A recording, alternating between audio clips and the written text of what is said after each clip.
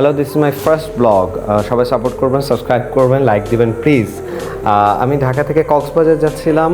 এটা আমার হঠাৎ একটা মিটিং ছিল। সকালে গিয়ে বিকেলেই ব্যাক করেছি, পুরোটাই ফ্লাইটে গিয়েছিলাম। আমি আমার ডিসক্রিপশন বক্সে ডিটেল কস্ট এবং ডিটেলটা দিয়ে দিব।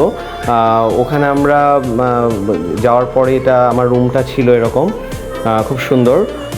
আমি হোটেলের নাম ডিটেলসটা আমার ডেসক্রিপশন বক্সে কমেন্টসে দিয়ে দিব।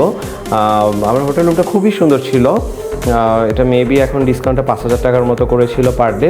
আমার রুমটা ব্যালকনিতে গেলেই ডিরেক্ট এরকম একটা সুন্দর ভিউ ছিল, সত্যিই খুব সুন্দর। আর সেদিন ওয়েদারটাও ছিল একটু মেঘলা মেঘলা, অনেক বাতাস ছিল, খুব ভালো লাগছিল। সো আমরা যেটা করছিলাম যে আমরা দুটো কলিগ ছিল।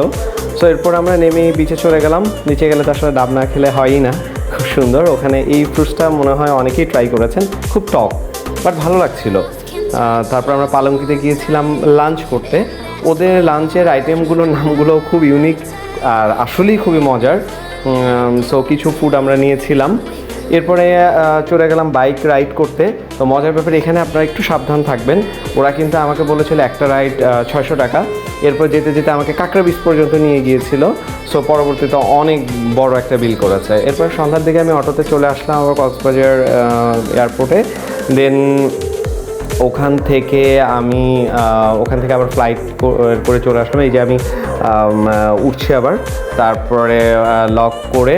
তো আমি ওখানে একটু ওয়াশরুমে গিয়েছিলাম, সো সেটাও অবশ্য ব্লগে দিয়ে দিয়েছি। এই আর কি। আমার সেকেন্ড পার্টও আসবে।